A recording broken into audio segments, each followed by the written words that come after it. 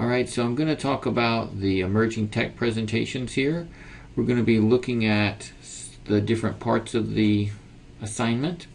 For the emerging tech presentations, there's a never-ending list of emerging technologies that are being used. With these presentations, what I want you to do is become familiar with some of these tools, contemplate their future impact on the field of instruction. So I believe that any good master's program should build an awareness for their students of the emerging technologies and the potential impact on the field. So that's what we're doing with part of these assignments. What I'm going to do is I'll place you into an assigned group, which you've already been placed into. Each group will present to the class, it's actually 2 times, not 3 times, during the semester. For each presentation, the group is assigned one topic regarding an emerging technology, and during the semester, the groups will present their research and lead discussions with the class about those emerging technologies. The groups will set up and coordinate their work outside of class, as there won't be set up times for you to do this work. So here we go.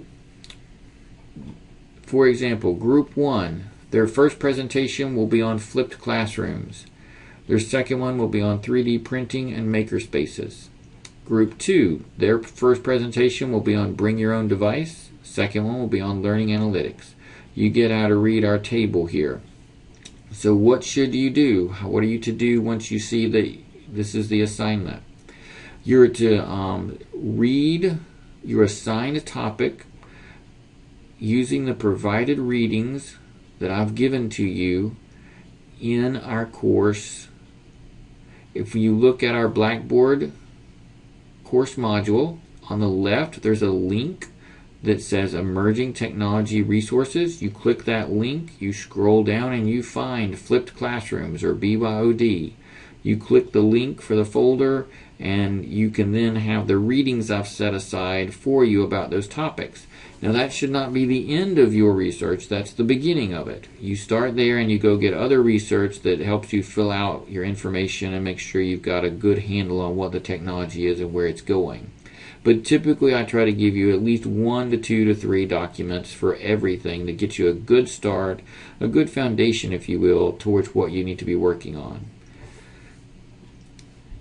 I assign you into a group, and then I provide that group with the articles and the links to find out about that emerging technology. It's the job of the group to research their assigned technologies and create a presentation for the rest of the class that will allow them to gain an understanding of that technology trend. Your format. Each group's presentation should include the technology tool that you're going to present, its content. This could be a PowerPoint, a website, a Prezi, etc. Must be digital. You've got to be able to send me a link the night before the module is scheduled to open.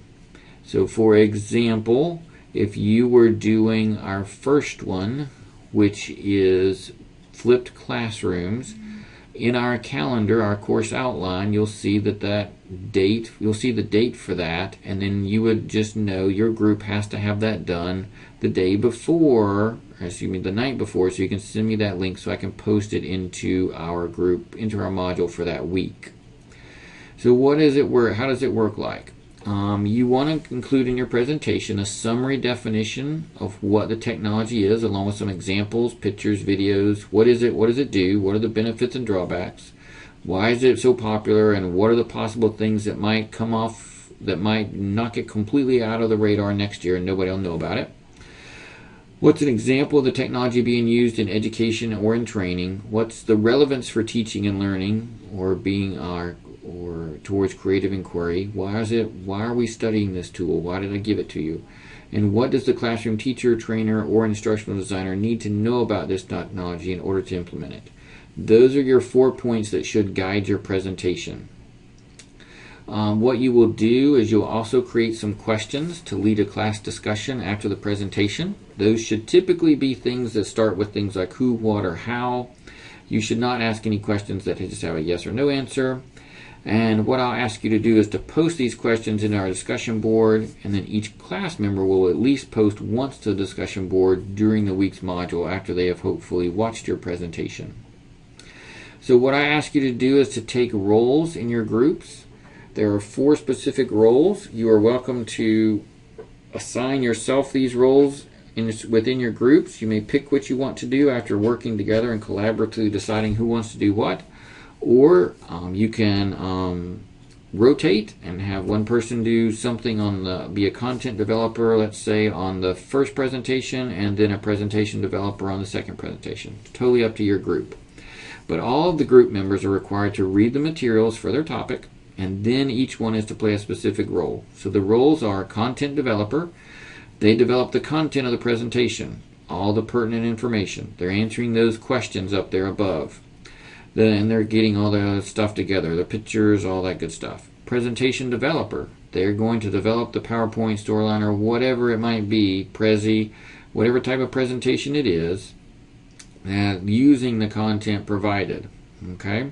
Then they're going to pass that off to a presentation leader, and that presentation leader makes the presentation to be shared with the rest of the class. That involves creating a screencast of the Prezi, the PowerPoint, whatever, with audio, and uploading it to the YouTube or another site where we can share it with the class. So you've got to provide audio with this. Could be any form you want to use out there to do that, but it needs to have audio with it. The 4th person will be in charge of facilitating and leading the discussion on that topic, and they'll post the questions up in the discussion board for that week.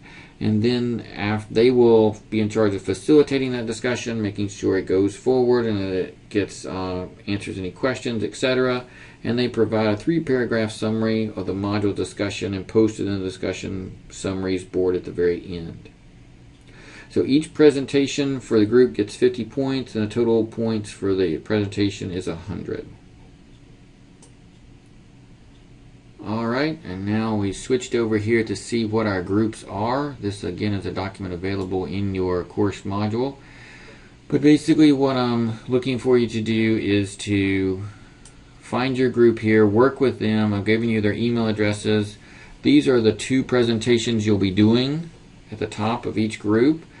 You will decide who's going to do which piece, and then you will get to work on your presentations. Alright, that's pretty much it. If you have questions as we get rolling, I'll of course be rolling out some more stuff about this. But one other note, group 5, just because the number of people we had only has 3 people, so you can decide how you really want to split up the actual work there amongst the 4 parts. That's pretty much it. If you have questions about the assignment, let me know, and I'll be working to answer them all together.